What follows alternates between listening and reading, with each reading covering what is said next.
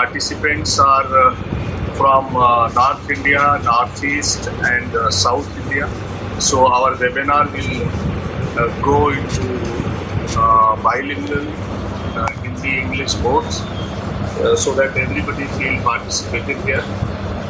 साथियों, ये बहुत ही एक महत्वपूर्ण मुद्दा हम लोगों ने आज के वेबिनार के लिए चुना है, and that is the quality education which is possible through the digital devices. So this is the issue that everywhere we are looking the discussion around the digitalization, around the online education. So we are thinking that how can we introduce quality education and how can we universalize quality education for everyone, available for everyone. तो एक तो ये कि हमारे देश में ये quality education का बहस और बहुत ही एमिनेंट स्पीकर्स हैं आज के लिए, और हम लोग सब जिनसे बहुत सीखते हैं.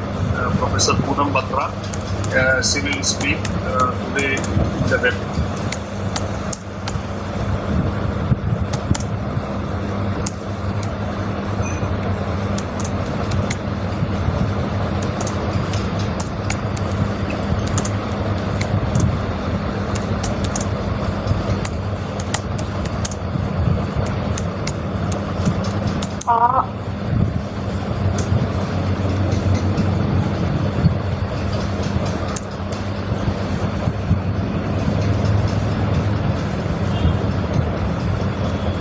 अमरीश जी, आई थिंक आपके इंटरनेट की कुछ प्रॉब्लम हो रहा है, your screen stuck.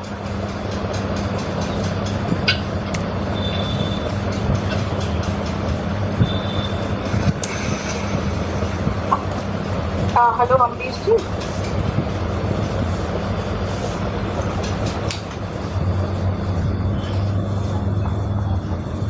I think Amrish ji he's facing some problem with his internet. So while we wait for him to come back, I would request Professor Manish Jain to please introduce the panel. Good morning to everyone. आज हम सब लोग quality education through digital learning के क्या गुणवत्तापूर्ण शिक्षा digital learning के जरिए संभव है, इस प्रश्न पर बहस और बातचीत के लिए इकट्ठा हुए. और हमारे साथ दो बेहद एमिनेंट लोग हैं, प्रोफेसर पूनम बत्रा और डॉक्टर स्मृति शर्मा. प्रोफेसर पूनम बत्रा मेरी अध्यापिका तो रही नहीं 25 साल से. वे भारत की एलिमेंट्री और टीचर एजुकेशन की दुनिया में जो शिक्षाविद काम करते हैं उसमें शोध, शिक्षण, ट्रेनिंग, मैनेजमेंट, सलाहकार के तौर पे बहुत प्रमुख व्यक्ति हैं.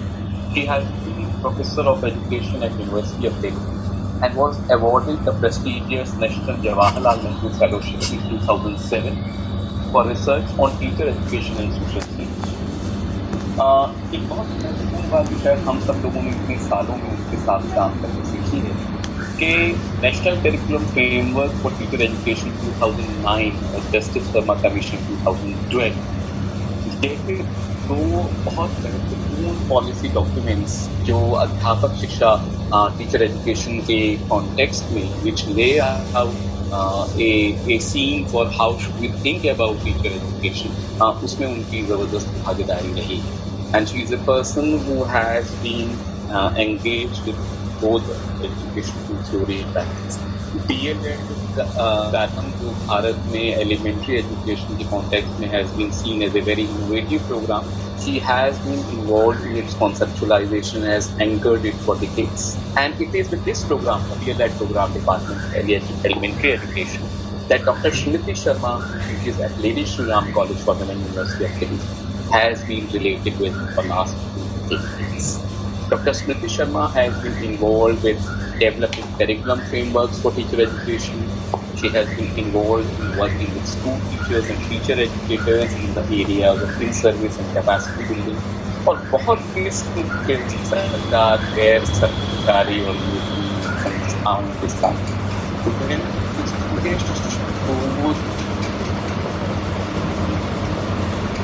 कार्यक्रमों शो में भी करता हूँ, स्वागत करता हूँ और मैं प्रोफेसर नंबर का स्वागत करता हूँ कि आज की बात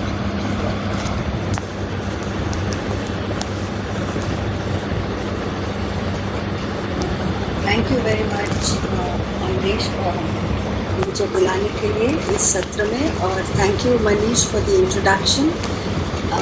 I think that was a very kind introduction, but I must say that there are several of us involved in making education a space where we can enable teachers to take the lead. And I think all of us in our spaces have been trying to do this for a long time. And therefore, when Amrish asked me to think of how we can look at issues of teaching and learning in the context of digitalization as a push that's coming from the government at the time of the pandemic, then what struck me was that can digital learning really address all those issues that we've been talking about with regard to quality education? And that is how I thought that maybe that's what we need to focus on, because what seems to happen today is that in this whole cacophony, एक तरह से बहुत सारा शोर जो उठ रहा है with regard to digital learning, और एक तरह से बहुत ही इम्पोज्ड तरीके से इसको आगे बढ़ाया जा रहा है और कहा जा रहा है कि जैसे हमारे पास और कोई रास्ता ही नहीं है. और क्योंकि इस पैंडेमिक में सब स्कूल्स बंद हैं, सब टीचर्स अंदर हैं, स्टूडेंट्स अंदर हैं, तो हमें बस इसी पे फोकस करना है और इसी को एक तरह से एजुकेशन के भविष्य को इसमें ही देखना होगा.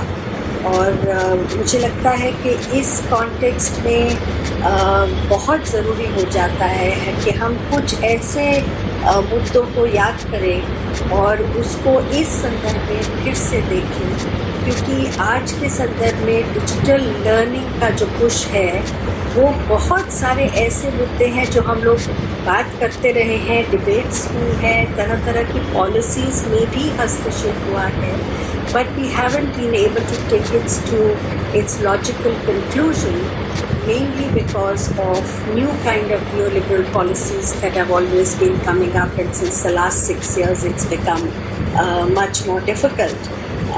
But क्यों ना हम फिर ऐसा सोचें कि क्या ये डिजिटल लर्निंग का जो पूरा एक इम्पोज्ड पॉलिसी की जा रही है, इसको हम इक्विटी और सोशल जस्टिस के फ्रेमवर्क में देखें. और सबसे पहली बात तो ये निकल के आती है कि डिजिटल डिवाइड है, इसकी बात सभी लोग कर रहे हैं और आंकड़े बहुत क्लियरली ये बात को दर्शाते हैं that we are a very inequitous, economically inequitous society, and which is why everybody doesn't have access. और इस बात को लेके हम दिल्ली यूनिवर्सिटी में भी जूझ रहे हैं. हमारे स्टूडेंट्स की कोई सुन ही नहीं रहा है इस वक्त. सब एडमिनिस्ट्रेटिव इम्पोजिशंस को फॉलो अप करने और उसी को एडहर करने की कोशिश में लगे हुए हैं. सो आई थिंक इट्स इम्पोर्टेंट कि हम वो तमाम मुद्दे जो कि एजुकेशन के प्रोसेस को लेके, जो कि एक डिजिटल प्लेटफॉर्म शायद हमें नहीं दे सकता, एक समझ है एजुकेशन की, that education is a process. I mean from Dewey to our own philosophical thinking in the country during the anti-colonial struggle, the kind of aspects that emerged as a counter-narrative to the colonial struggle, for example, I would look at them as two kinds of narratives. एक तो ये था जो कि basically एक जो colonial framework था education का, उसके खिलाफ जो एक काउंटर नैरेटिव निकला, जिसमें से नेशनल सिस्टम ऑफ एजुकेशन के कई तरह के विचार निकले और कई तरह के सिस्टम्स की बात की गई, चाहे वो गांधीज नई तालीम की बात होती है या टैगोर के शांति निकेतन की बात और श्री अरबिंदो के इंटेग्रल एजुकेशन, विवेकानंद के विचार, वो एक तरह का नेशनलिस्ट डिस्कोर्स था एजुकेशन का, जो कॉलोनियल का एक काउंटर नैरेटिव था। लेकिन एक और डिस्कोर्स था जो कि इस नेशनलिस्ट डिस्कोर्स से थोड़ा पुराना था, और वो डिस्कोर्स था एक एंटी कास्ट स्ट्रगल का। और वो anti cast struggle Mahatma Phule से जुड़ती है वो बात, जिन्होंने मॉडर्न सिस्टम ऑफ एजुकेशन जो कि एक कॉलोनियल फ्रेम में था, उसी को इस्तेमाल करते हुए कोशिश की थी कि हम एक बराबरी का समाज की बात करें और एजुकेशन को एक बेसिक पोटेंट टूल माना जाए, जो वो अपने बहुत बढ़िया एक नाटक के बारे में जो बहुत लोगों ने लिखा है, शर्मिला रेगे का काम इसमें बहुत अच्छा है, तृतीय रत्ना, कि एजुकेशन एक थर्ड आई जैसे है, एक तीसरी आँख जो कि हमें बहुत कुछ दिखाती है, और उन तमाम मुद्दों को लेके जो एक इगैलिटेरियन डिस्कोर्स बना था कि एजुकेशन इमांसिपेटरी हो, एंटी कॉलोनियल हो, लेकिन साथ साथ जो हमारी गैर बराबरी है समाज में, उसको लेके भी हम एजुकेशन को सामने रखें as a tool to develop a more egalitarian society, society जिसमें कास्ट के बेसिस पे भेद ना हो, जिसमें औरतों को लेके भेदभाव ना हो। और ये सारी स्ट्रगल्स जो हैं, एक तरह से ये नेशनलिस्ट डिस्कोर्स जो एंटी कॉलोनियल था और जो एंटी कास्ट डिस्कोर्स था, ये दोनों कहीं मिले ही नहीं, ये अलग थलग ही रह गए, क्योंकि हमारे नेशनलिस्ट डिस्कोर्सेस जो थे काउंटर कॉलोनियल डिस्कोर्सेस, उसमें ब्राह्मण्स का एक बहुत बड़ा होल्ड था, वो एक ब्राह्मणिकल फ्रेम में था। लेकिन फिर भी अगर हम इस पूरे हिस्ट्री के कॉन्टेक्स्ट में देखते हैं तो क्वालिटी एजुकेशन को लेके जेपी नायक ने बहुत ही अहम बात कही थी, और वे ये थी कि ब्रिटिश इम्पीरियलिज्म के होते हुए क्वालिटी का मुद्दा पूरा एक प्रिविलेज से जुड़ा था, कि प्रिविलेज ही डिफाइन करती है कि क्वालिटी क्या हो। और इसके लिए उन्होंने जी जान से लड़ाई लड़ी, उन्होंने बहुत कोशिश की, वो कोठारी कमीशन के मेंबर भी रहे। बाद में उन्होंने जब बहुत नाराज़ हो गए, एक बहुत ही एक परेशानी की हालत में उन्होंने एक अपनी आखिरी किताब लिखी थी, जिसमें उन्होंने कहा कि बहुत हमने कोशिश की कि जो कि वंचित वर्ग है, जैसे कि गरीब लोग हैं या लोअर कास्ट के लोग हैं या माइनॉरिटीज़ हैं या गर्ल्स हैं, इन सब वंचित लोगों के लिए शिक्षा बराबरी की हो, इसके लिए हमने बहुत कोशिश की। लेकिन वो बहुत साफ तरीके से ये बात कबूल करते हैं कि बहुत सारे लोग ऐसे थे लीडरशिप पोजीशंस में जो समझते थे कि हमारे बच्चों की शिक्षा तो हो जाए पहले, फिर हम उनकी बात करेंगे, वो तो अभी पढ़ना भी नहीं चाहते। तो ये जो एक मानसिकता है, ये क्वालिटी एजुकेशन से बहुत करीबी से जुड़ी हुई है। मेरा मानना ये है कि आज के संदर्भ में जैसे कि एक बाजारीकरण से हमारे बहुत सारे रिश्तों में बदलाव आया, टीचर स्टूडेंट के रिश्ते में भी बदलाव आया बाजारीकरण से। एक जो करीबी का रिश्ता होता है, एक जो इमोशनल लेवल का रिश्ता होता है, उसमें बहुत सारा बदलाव आया। जैसे लोग कहते हैं कि प्रोफेशनलिज्म अपने आप में भी उसने बहुत नुकसान किया, क्योंकि वो मार्केट से जुड़ गया। तो जैसे हमारी शिक्षा मार्केट से जुड़ी, वैसे वैसे क्वालिटी की परिभाषा भी बदलती गई। और हम जानते हैं कि आज की स्थिति में हम वहाँ पहुँच गए हैं जहाँ ऑलरेडी पैंडेमिक के पहले ही क्वालिटी शिक्षा का मतलब था लर्निंग आउटकम्स। हम करें अलग अलग तरह के टेस्ट में, चाहे वो नेशनल लेवल के हों, और अभी तो हम इंटरनेशनल टेस्टिंग की बात फिर से दोहरा रहे हैं, और शायद गवर्नमेंट ऑफ इंडिया ने पिज़्ज़ा के लिए अपनी रजामंदी भी दी। तो इसका मतलब ये हुआ कि पैंडेमिक के चलते ये जो एक बहुत मेजर एपिस्टेमिक शिफ्ट आया था क्वालिटी एजुकेशन को लेके, कि quality is no longer about learning experiences, it is no longer about teacher-student relationship, it is no longer about peer learning, it is no longer about engagement in the classroom, it is no longer about developing logical reasoning, it is no longer about self-reflection, it is only about learning outcomes. ये जो पहले से ही काफ़ी crystallise हो गया था, ये epistemic shift, वो एपिस्टेमिक शिफ्ट आज पैंडेमिक की वजह से बहुत आसान हो गया है कि हम उसको एक डिजिटल प्लेटफॉर्म में लेके आ जाएं और कहें कि हमारा काम अच्छे से हो सकता है, क्योंकि सब लोग घर में बैठे हैं। और आज नहीं, कल मैंने एक वेबिनार सुना जिसमें लोग ये भी कह रहे हैं कि ये तो पहला डिज़ास्टर है, लेकिन ऐसे बहुत डिज़ास्टर्स आएंगे, इसलिए हमें सबको डिजिटली तैयार करना है। हाँ, लोग ये भी बात कर रहे हैं कि शिक्षकों की प्रिपरेशन भी डिजिटल एजुकेशन के लिए ज़रूरी है, वो सब सही है, लेकिन मैं कहने की ये कोशिश कर रही हूँ कि हमारी जो क्वालिटी एजुकेशन की परिभाषा है वो बहुत ही बदल चुकी है, और इस पैंडेमिक के चलते अब उस बदली हुई क्वालिटी एजुकेशन की परिभाषा जो केवल सिमट के लर्निंग आउटकम्स पे टिक गई है, वो बहुत आसान है उसको डिजिटलाइज करना, क्योंकि फिर आप उसको एक तरीके से क्लासिफाई कर सकते हैं और उसको बांध सकते हैं एक जगह पे, जहां उसको आसान है कि हम टीचर्स को भी बता दें कि कैसे कैसे क्या क्या करना है। इसका मतलब ये भी हुआ कि हमारी जो पूरी एक एजेंसी की लड़ाई थी कि शिक्षकों के पास एक इंटेलेक्चुअल एजेंसी होनी चाहिए, एक डिसीजन मेकिंग पावर होनी चाहिए, बच्चों के पास एजेंसी होनी चाहिए, क्योंकि वो अपनी सीख में भागीदारी लेते हैं, सक्रिय भागीदारी लेते हैं, और क्योंकि वो भागीदारी लेते हैं तभी वो सीख पाते हैं। ये सारी बातें अब इररिलेवेंट हो जाएंगी एक डिजिटल प्लेटफॉर्म में। Even though we have succeeded in talking about child agency in a very, I would say, condescending manner, but we have not succeeded in bringing back the agency of the teacher. तो digital platform में अगर हम शिक्षा को समेट देंगे तो इसका मतलब एजेंसी अब वो डिजिटल एक्सपर्ट्स के हाथ में आ जाएगी पूरी तरह से। इसीलिए आज हमें लगता है कि जितने भी एक तरह से डिज़ास्टर कैपिटलिस्ट हैं जो कि इस सेक्टर में काम करते हैं, वो बहुत खुल्लम खुला कह रहे हैं कि ये हमारे लिए एक अवसर है, इट इज़ एन अपॉर्चुनिटी। चाहे वो डेल फाउंडेशन हो, चाहे वो सेंट्रल स्क्वायर फाउंडेशन हो, और उनका तो बहुत देर से गवर्नमेंट सरकारों के साथ, सेंट्रल गवर्नमेंट, स्टेट गवर्नमेंट्स के साथ एक रिश्ता रहा है, जहां धीरे धीरे एडवाइजरी कमेटी के मेंबर्स भी ये डिजिटल एक्सपर्ट्स ही बन चुके हैं। आज वो कह रहे हैं कि ये मौका है कि हम इस तरह के आईटी प्रोडक्ट्स बनाएं, आईसीटी प्रोडक्ट्स बनाएं जो कि अंडर सर्व्ड कम्युनिटीज़ के काम आएंगे और उसकी अच्छी सेल हो पाएगी और हम इसका प्रॉफिट और मुनाफा बना पाएंगे।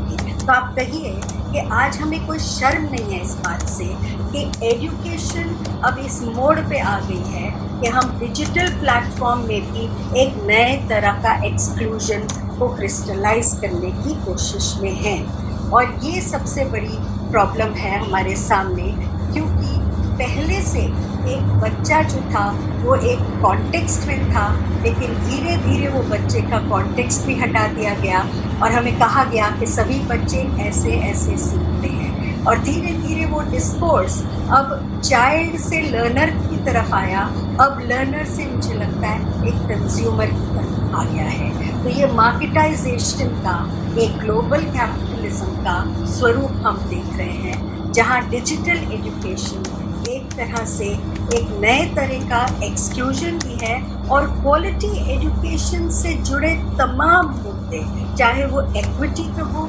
सोशल जस्टिस के हो, कि क्लासरूम में डिस्क्रिमिनेशन होता है जेंडर को लेके, कास्ट के बेसिस पे, कम्युनिटी के बेसिस पे, माइनॉरिटीज़ को लेके। आज तो हम समाज में देख रहे हैं ये सब, केवल क्लासरूम्स नहीं, खुल्लम खुल्ला समाज में एक कम्युनल वायरस फैला हुआ है, खुल्लम खुल्ला समाज में दलितों को मारा जाता है। जब इस तरह की बहुत वल्गराइज्ड इनइक्वालिटी और डिस्क्रिमिनेशन और इनजस्टिसेस जो हमारे समाज में हैं, तो अब तो शू शू करके हम उसको क्लास के कॉन्टेक्स्ट में भी कैसे देखें। डिजिटल प्लेटफॉर्म क्या हमें ये सब पॉसिबिलिटीज़ देगा कि हम इन मुद्दों को बता पाए, इसके बारे में चर्चा कर पाए?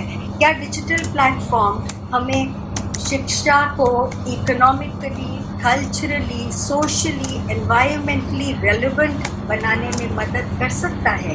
क्या डिजिटल एजुकेशन हमें एजुकेशन जो एक सोशल डायलॉग है, करिकुलम जो केवल किताब नहीं है, NCF ने हमें दिखाया कि एक्चुअली करिकुलम जो है वो एक बहुत व्यापक तरीके से देखा जाना चाहिए, क्योंकि करिकुलम हर रोज़मर्रा की ज़िंदगी जो क्लासरूम की है उसके अंदर पैदा होता है और उसके अंदर उसका डिस्कोर्स उत्पन्न होता है, केवल टेक्स्ट बुक के अंदर नहीं। क्या डिजिटल एजुकेशन वो सब तमाम अवसर हमें दे पाएगा?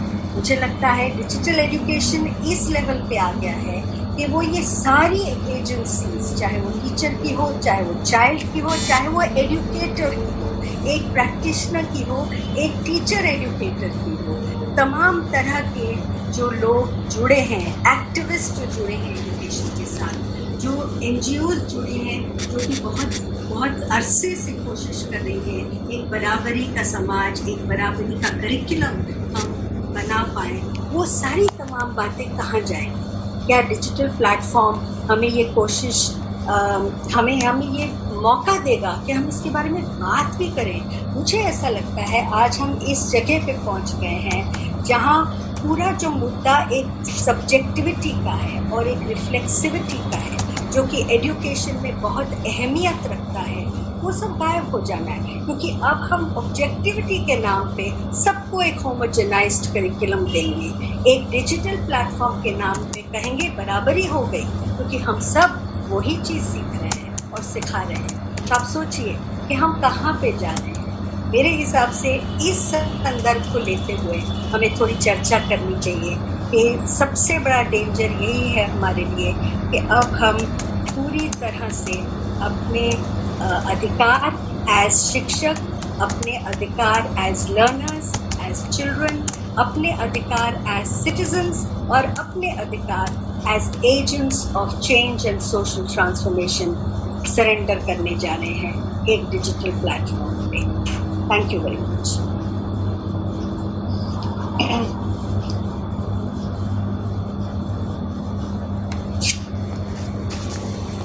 Hello.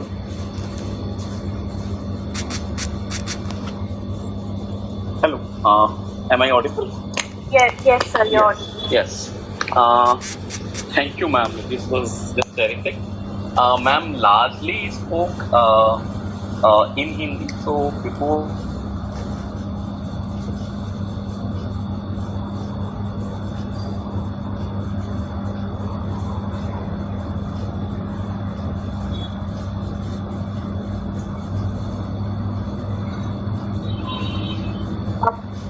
Dr. Manish Jain, I think your audio is down.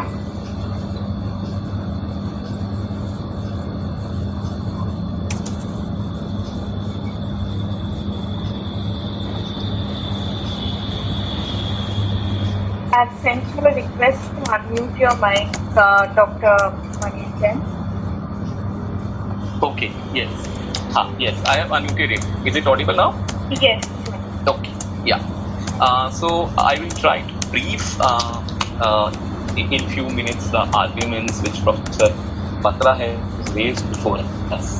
I think a very important thing which ma'am did was first to set up the historical sense of what education means and where education is today.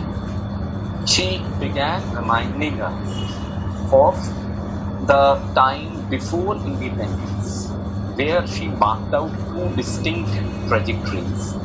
One of the nationalist education, which did not focus as much on the ideas of egalitarianism, and the second anti-caste and anti-patriarchal movements, which focused on the idea of justice and equality. And she argued that this parallel track of nation on one hand and equality on another is something which continued in independent India as well. A very important point which has been missing in several webinars one has attended, but which Professor Batra brought to our attention was, she said, let us not forget the context of neoliberal policies and market. And when we are going to discuss about digital learning, so she's of technology Rather, it is something which is embedded in, which is related to a lot of social actors, the interests, whom she terms the people who make profit from disasters, the disaster capitalists. She draws our attention to that this is not something which is happening now, rather in a decade or so, and especially in last 6 years, several private agencies like Dell Foundation, like Central Square Foundation, they all have been finding space in the government policy making advisory bodies. And here, these people are, this entire ideology of marketization is changing our concept of quality.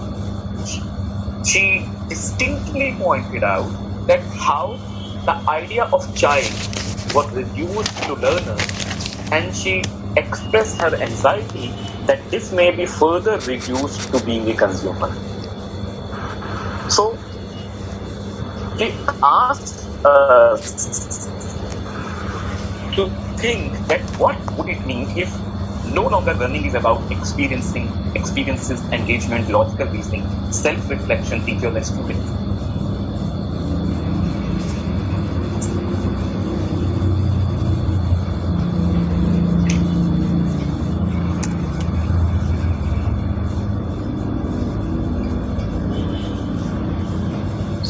Sujata, I think again it is interrupted. Hello?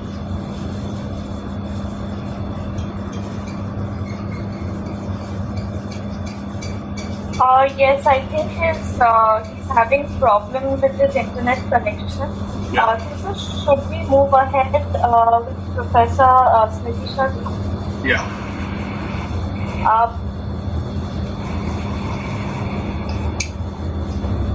So I think his net is not working. Yes. I would request Professor Smriti Sharma to please start first.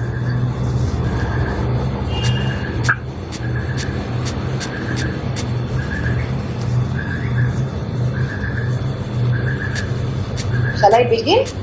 Yeah. Okay.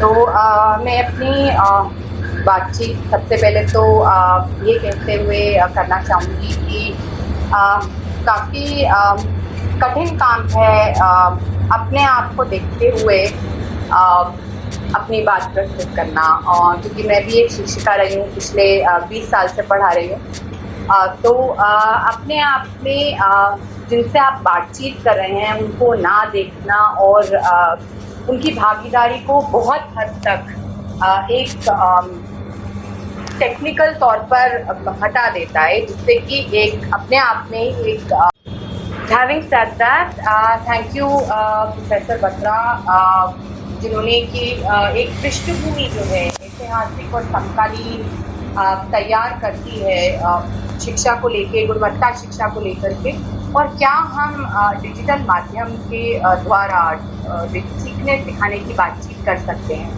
हो सकता है जो मैं बातचीत यहाँ प्रस्तुत करने जा रही हूँ उसमें कुछ चीज़ों का मैं दोहराव करूँ, हालांकि मैं कोशिश करूँगी कि ऐसा ना हो, परंतु कई बार ये भी लगता है कि जो एक पॉपुलर डिस्कोर्स है उसमें कुछ बातों को बार बार दोहराने की ज़रूरत है, क्योंकि इस तरीके की बातचीत हम अक्सर एक मेन स्ट्रीम डिस्कोर्स में नहीं सुन रहे हैं।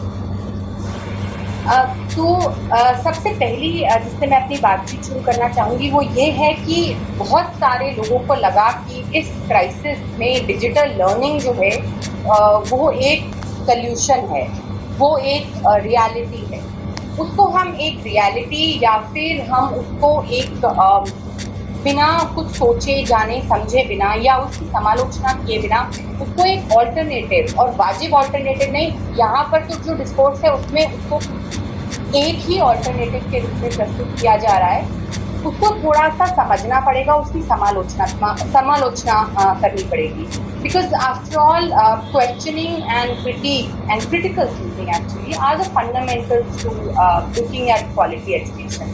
तो मैं अपनी बातचीत जो है उसमें मैंने 3 चीज़ें जो हैं उनके बारे में मैं बातचीत करना चाहूँगी। तीसरी के बारे में सबसे ज़्यादा, परंतु उसके बारे में बातचीत करने से पहले थोड़ी सी बातचीत एक लार्जर पिक्चर के बारे में और कुछ फंडामेंटल क्वेश्चंस जो कि एक शिक्षा को लेकर हमारे जहन में आने चाहिए और हम सभी को ही उसके ऊपर विचार करना चाहिए। तो अगर हम एक पूरी जो एक न केवल शिक्षा व्यवस्था को परंतु हमारे देश की एक राजनीतिक, सामाजिक, आर्थिक स्थिति को देखें तो हम पाते हैं, जैसा प्रोफेसर बत्रा ने भी कहा, कि इससे पहले भी गुणवत्ता शिक्षा के बारे में बहुत विचार हो चुका है और काफ़ी कुछ किया जा चुका है और डिजिटल लर्निंग इससे पहले भी प्रवेश कर चुकी है शिक्षा में, बहुत ही मेजर लेवल पे कर चुकी है, जिसमें कि अगेन जैसे प्रोफेसर बत्रा ने कहा कि किसके लिए है और क्यों है उसके ऊपर हमें विचार करने की ज़रूरत है। 2-3 और मुद्दे यहाँ पर, एक ये कि सरकार और स्टेट की शिक्षा में दखलंदाजी, स्क्रूटिनी शुरू से ही रही है, इसीलिए स्कूलों का खुलना या ना खुलना एक अहम मामला स्टेट के लिए, and which also talks about the larger philosophical, metaphysical question about the purpose of education, for example. But at a practical level, what is also happening and what we should also be thinking about is the societal perception of schools and teachers. तो अक्सर ये माना जाता है कि school जो है वो एक डे केयर सेंटर के रूप में काम करते हैं। जिससे मैंने कल एक शिक्षिका से मैं बात कर रही थी, तो उन्होंने कहा कि मुझको अभिभावक कह रहे हैं कि आप ना बच्चों को स्क्रीन पे रख लो, आप 6 घंटे पढ़ाओ, आप बच्चों को ऑक्यूपाइड रखो, स्क्रीन पे ऑक्यूपाइड रखो। हम ये भी देख रहे हैं कि कई देशों में स्कूलों के खुलने ना खुलने का मुद्दा जो है वो एक आर्थिक तौर पर भी, आर्थिक व्यवस्था से भी जुड़ा हुआ है, जहाँ पर हम ये कहते हैं कि अगर बच्चे स्कूल नहीं जाएंगे तो फिर अभिभावक, माता पिता काम पर कैसे जाएंगे, मतलब घर के बाहर काम पर कैसे जाएंगे। So schools have acquired a larger than life presence in our neoliberal economy.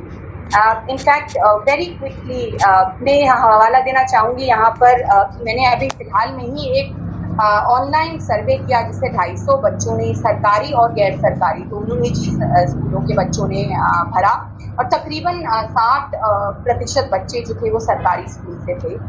उसमें उनसे एक सवाल पूछा गया था जिसमें उन्हें सबसे पहला क्या चीज़ उनकी ज़िंदगी में इस लॉकडाउन से सबसे ज़्यादा प्रभावित हुई है, और उसके लिए उनको कुछ ऑप्शन, पहले ओपन एंडेड सवाल था, दूसरे सवाल में उनको कुछ ऑप्शन दिए गए थे। तो मैं हैरान तो नहीं हुई पर थोड़ी परेशान ज़रूर हुई, क्योंकि 90% विद्यार्थियों ने कहा कि हमारी शिक्षा और जो सीखना है वो सबसे ज़्यादा प्रभावित हुआ है, नॉट प्ले, नॉट फिजिकल और mental health. When asked about the 3 wishes that they wanted in this period, first wish was corona चला जाए, दूसरी विश थी हमारे नंबर आए जिससे कि हमको this survey was done by 9 to 12 with 9 to 12 class students. और दूसरी तरफ एक डिस्कोर्स जिसको कि हमको बहुत ध्यान में रखने की ज़रूरत है वो ये भी है कि डिजिटल लर्निंग जब हम सरकार कहती है या हम उसका जब तलाश रहे हैं तब वह एक तरीका है जिससे कि हम सुनिश्चित कर सकते हैं कि शिक्षकों की, जिनको कि एक सरकार द्वारा या फिर अभिभावकों द्वारा कुछ तनख्वाह दी जा रही है, सैलरी दी जा रही है, तो उनकी एक अकाउंटेबिलिटी हो।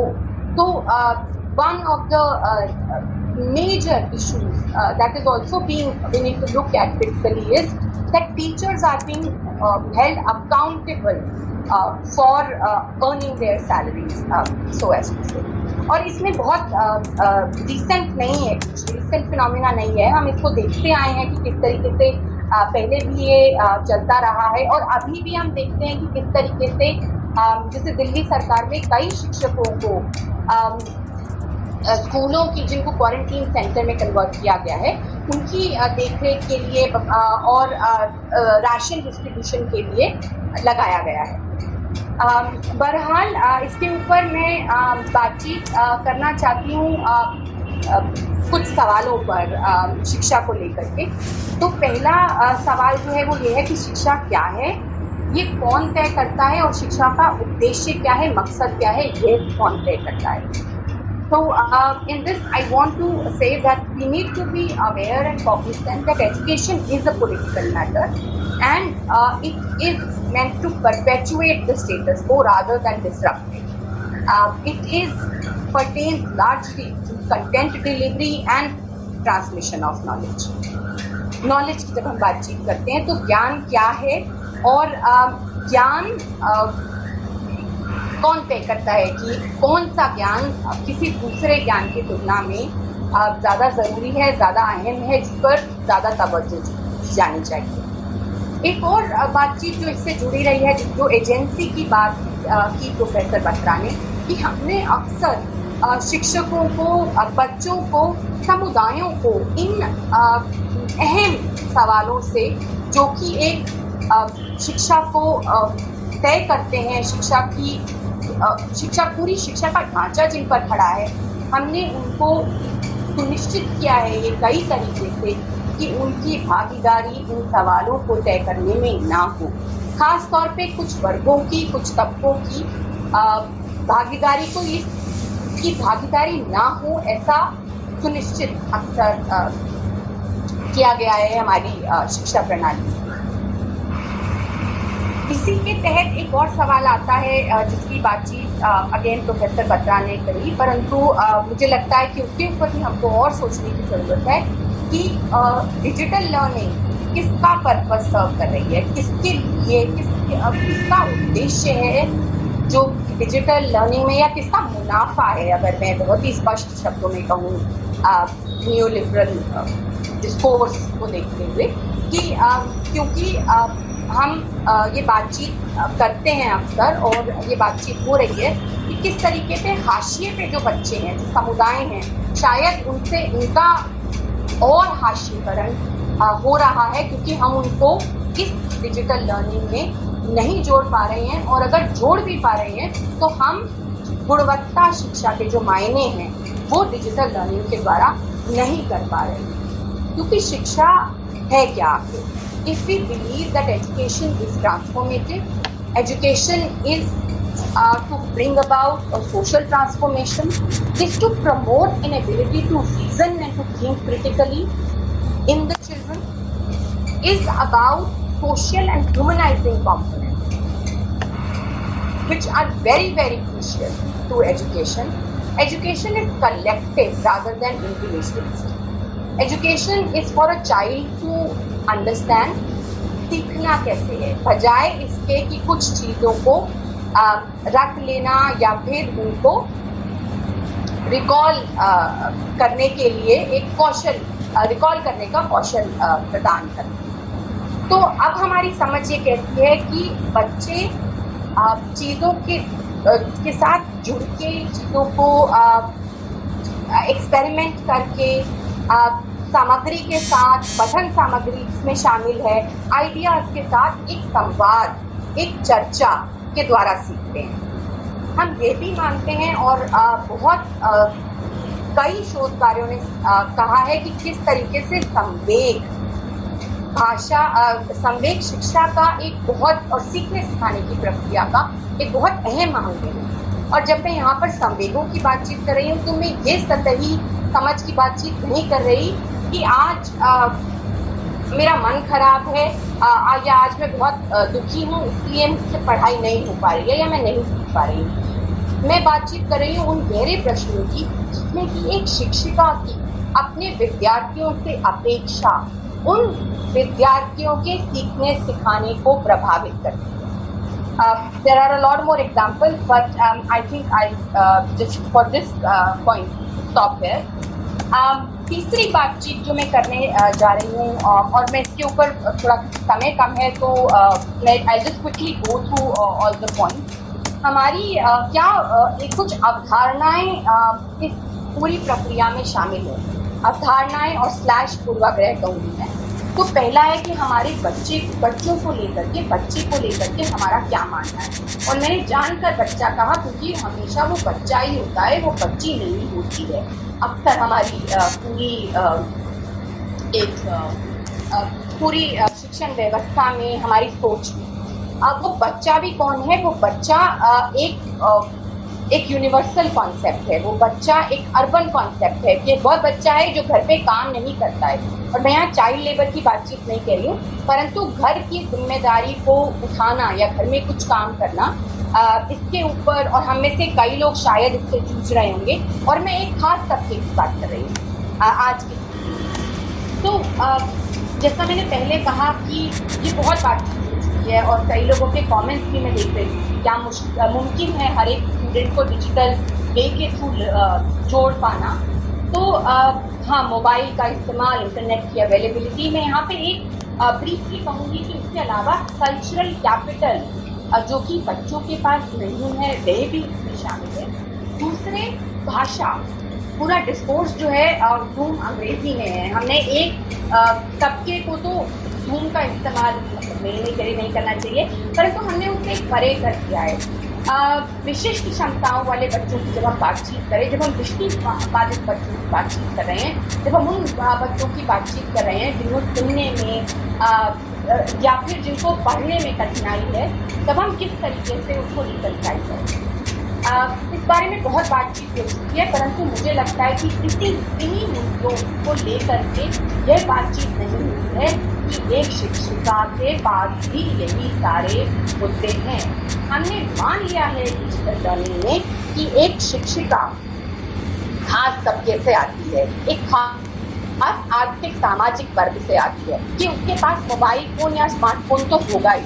बहरहाल कई लोगों को मैं जानती हूँ जिनके लिए मोबाइल फोन या स्मार्टफोन ना रखना एक दार्शनिक सैद्धांतिक मुद्दा है और एक निर्णय है। हमने ये मान लिया है कि एक शिक्षिका के पास एक फिजिकल स्पेस होगी जहाँ पर कोई बाधाएं नहीं हैं। इनफैक्ट किसी एक ने कल कहा कि मेरी शिक्षक मेंटर से बातचीत हो रही थी, तो वो कह रहे थे कि किस प्रकार एक शिक्षिका उनसे कह रही थी कि स्कूल हमारे लिए खुल जाने चाहिए ताकि शिक्षिकाएं स्कूल में आकर के काम कर सकें, क्योंकि घर पर उनके काम को ना तवज्जो दी जाती है और ना ही ये माना जाता है कि वो कोई बहुत अर्थपूर्ण काम कर रहे हैं। और दूसरी ओर पर खास तौर पर शिक्षिकाओं के लिए there is a perspective that they should drop everything and do this. So for them, doing household work as well as this is also a double whammy, especially when many of them are now going out to work for supporting their family. अगला जो तीसरा बातचीत है वो है बच्चों के सीखने के बारे में। हम ये मान लेते हैं डिजिटल लर्निंग में कि सीखने का मतलब, या बच्चे जो हैं जब हम कुछ कहते हैं और बोलते हैं उसको ग्रहण करके बच्चे सीख जाते हैं। और तो इसमें मुद्दा क्या है, इसमें चुनौतियां क्या हैं? इसमें चुनौतियां और दिक्कतें ये हैं कि बच्चों के सीखने का एक सामाजिक संदर्भ है जो एक शिक्षिका को समझना पड़ता है। सीखना अपने आप में इस तरीके से नहीं हो जाता है। I'm not trying to critique what is happening right now, because adult learning, we all know, is very different from the way children learn. परंतु शिक्षण और सीखने सिखाने की प्रक्रिया एक सामाजिक संदर्भ में एक ह्यूमनाइजिंग तरीके से होती है, जिसमें दोनों पार्टीज हैं, उनके बीच में ना केवल एक सबसे पहले तो एक रिश्ता जो है उसको कायम करना बहुत ज़्यादा ज़रूरी है। अगली बातचीत करते हैं हम शिक्षण के बारे में। तो जब हम शिक्षण के बारे में बातचीत करते हैं और उसके बाद शिक्षा शास्त्र की बातचीत करते हैं, तो हमने मान लिया कि शिक्षक जो हैं वो तैयार हैं ये ड्रास्टिक शिफ्ट जो है अपने शिक्षा शास्त्र में करने के लिए। ना शिक्षकों की इसमें कोई भागीदारी रही, इस पूरी प्रक्रिया में रही है, ना अगर दिया भी गया है तो कई जगह पर शिक्षकों को शायद एक तकनीकी इनपुट दे दिया गया है कि आप जूम मीटिंग कैसे सेटअप कर सकते हैं या उसका किस तरीके से इस्तेमाल कर सकते हैं, या फिर आजकल कई वीडियोस भी आ रही हैं कि किस तरीके क्या एटिकेट्स हैं, आपको अपना किस तरीके से अपना क्या प्रस्तुत करना चाहिए, क्या बैकग्राउंड होनी चाहिए, और हम भूल गए हैं कि इस सब में मुद्दा जो जिस पर बात होनी चाहिए कि क्या बात की जा रही है और कैसे बातचीत की जा रही है। क्योंकि कक्षा की भी जब हम बातचीत करते हैं तो मुख्य मुद्दा यही है कि बच्चों के साथ संवाद की प्रक्रिया कैसे हो। और अनुभव बताता है कि हमारे लिए ये समझना बहुत आसान नहीं है। एक शिक्षा की एक social constructive frame of education and learning is something that we need to not only deliberate a lot upon, परंतु उसको समझना एक बहुत जटिल प्रक्रिया है जो ऐसे इस डायडैक्टिक प्रक्रिया से इधर से उधर में नहीं हो सकती है, जो हम बच्चों के साथ, ना केवल एडल्ट्स के साथ, हम बच्चों के साथ और इवन कॉलेज में भी हम उसकी एक्सपेक्टेशन कर रहे हैं। एक और मुद्दा जो इससे रिलेटेड है वो बहुत ही आसानी से कई शिक्षकों ने मुझे बताया, जब मैंने उनसे पूछा कि इस बात इसको कैसे किया जा रहा है, तो उन्होंने कहा बहुत इजी है, एक क्विज सेटअप कर दो और बच्चे उसका जवाब दे देंगे और उसी के द्वारा बच्चों को ग्रेड किया जा सकता है। हम सभी जानते हैं कि कितना इतनी लड़ाई शिक्षा में रही है कि सीखना सिखाना आंकने के आधार पर नहीं हो, आंकना सीखने सिखाने की प्रक्रिया में मदद करे, उस प्रक्रिया को आगे बढ़ाए। अब थोड़ी सी बातचीत सीखने सिखाने की, मैं बस 3-4 मिनट में अपनी बातचीत समाप्त कर दूंगी। क्या ठीक है वो बात? इज दैट ओके शिक्षा? Is it okay if I wind up in 3-4 minutes? Sure. Okay.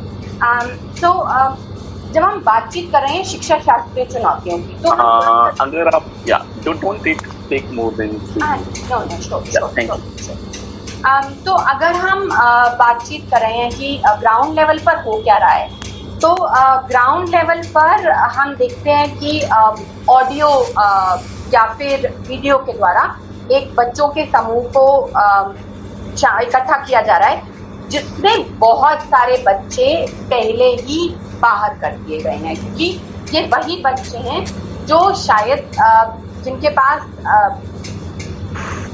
प्रावधान है, जिनके पास संसाधन है उस मीटिंग में शामिल होने। दूसरा जो प्लेटफॉर्म यूज किया जा रहा है वो व्हाट्सएप ग्रुप का है। बहुत सारे दिल्ली में शिक्षक जो हैं उन्होंने व्हाट्सएप, सरकारी शिक्षक ने व्हाट्सएप बनाए हैं, तो हम देखते हैं कि उनका इस्तेमाल किस लिए हो रहा है। उनका इस्तेमाल हो रहा है बच्चों को कुछ वर्कशीट देने के लिए, बच्चों को बताने के लिए कि ये एक्सरसाइजेस आप कर लो किताब से और करके हमको स्क्रीनशॉट भेज दो, या फिर किसी को अगर कुछ डाउट पूछना है तो वो आप हमसे पूछिए। अब या फिर इंटरैक्टिव वॉइस रिस्पॉन्स IVR का भी इस्तेमाल किया जा रहा है। कुछ सरकार ने टीवी या रेडियो टेलीकास्ट का भी प्रयोग किया है। ये सभी माध्यम जो हैं, इसमें अगर हम सीखने सिखाने की बातचीत करते हैं तो हम देखेंगे कि मुद्दा जो है या बातचीत जो हो रही है शिक्षण के हिसाब से नहीं हो रही है, वो केवल जानकारी देने की बातचीत हो रही है। एक संवाद जो है, जो होना चाहिए, जो गुणवत्ता शिक्षा का, जो सीखने सिखाने का आधार है, उसका प्रावधान इस पूरी प्रक्रिया में कहीं पर भी नहीं है। Very quick examples about can digital learning do certain things, though Professor Batra again did point out. I'm will take two examples and talk about it at the ground level. I'm just going to wind up very quickly. So, for example, if we look at, let's say we are looking at, again issues. So if you're looking at 348 multiplied by, let's say, 68, तो हम कह रहे हैं कि हम बच्चों को आसानी से इसका प्रोसीजर दे सकते हैं।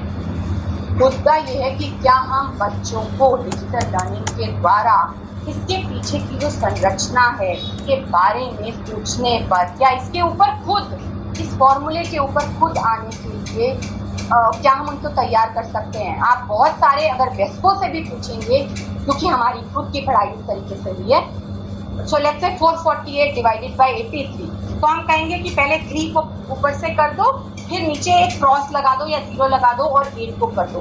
वो क्रॉस या 0 कहाँ से आया, इसकी समझ जो बनाना बहुत ज़रूरी है, वो शायद हम कहीं ना कहीं अपनी शिक्षा में ही नहीं बना पा रहे हैं। और डिजिटल लर्निंग में तो मुझे लगता है कि उसके बारे में बातचीत करना बहुत ही कठिन है। बहुत ही एक और छोटा सा उदाहरण वो इतिहास को लेकर के, कि इतिहास जो है वो केवल जानकारी का एक पिटारा नहीं है। इतिहास जो है वो जानकारी किसने दी, कहाँ से आई। इतिहास एक perspective, it's about perspective building, it's about trying to understand whose voice counts in history. Can we do that through digital learning is what my larger question in this is. So when we're talking about some of these concepts, because there is a lack of discussion, because there is a lack of opportunity for a dialogue, can we really internalize some of these things that we're talking about? How can we do that is the larger question for some of us to ponder about. So to sum it up, I think digital medium can be used in these times to make connections with children and their families. क्योंकि हम सभी जानते हैं कि बहुत से बच्चे इस पूरी प्रक्रिया में शायद स्कूलों से बाहर हो जाएंगे, तो ज़रूरी है कि शिक्षक और स्कूलों का बच्चों के साथ, समुदाय के साथ एक जुड़ाव बना रहे। वो जुड़ाव बहुत ज़्यादा ज़रूरी है और ख़ास तौर पे आज की सिचुएशन में बहुत ही ज़्यादा ज़रूरी है, क्योंकि एक और चीज़ जिसकी बातचीत बिल्कुल की नहीं जा रही है, जो कि है मेंटल हेल्थ। उसको देखते हुए, उसके रहते हुए जहाँ हम सेल्फ की बातचीत करें, जो अगेन एजुकेशन का एक इम्पॉर्टेंट इंटेग्रल कॉम्पोनेंट है, that is maybe one possibility that we could do this. Having said that, I think digital learning benefits those who are already benefiting and it marginalizes those who are already marginalized. और अगर ऐसा होता है तो किस तरीके से बाजारी प्रक्रियाओं का असर शिक्षा पर पड़ेगा, वो हम पहले ही देख रहे हैं और उसकी कल्पना करना बहुत आसान हो जाता है जब हम देखते हैं कि किस तरीके से इस पूरी सिस्टम को शायद वो टेक ओवर कर लेगा। I think we need to collectively think through the situation, brainstorm, critically analyse what are the possibilities for education. क्योंकि कहीं ना कहीं शायद हमने सकम्ब कर दिया है, हमने मान लिया है कि ये ही एक इकलौता ऑल्टरनेटिव है, बजाय संभावनाओं की हमने सोचा भी नहीं है शायद एक सिस्टमिक लेवल पर। मैं अगेन यहाँ पर कहना चाहूँगी, जो प्रोफेसर बत्रा ने भी कहा, कि एक सिस्टम को इस पूरे लार्जर इशू से सीखने की जरूरत है, बजाय एक इंडिविजुअल टीचर पर छोड़ देने के या एक इंडिविजुअल स्कूल पर छोड़ देने के कि आप करके जो आप करना चाहें। So two and at a time when the world is facing large-scale economic and social repercussions of a neoliberal economy driven by market-driven ideology, I think it's delusional and foolhardy to embrace digital learning as the only or as the most viable tool for teacher learning, and we collectively at a systemic level need to think for alternatives. Thank you. I think we can look forward to a discussion.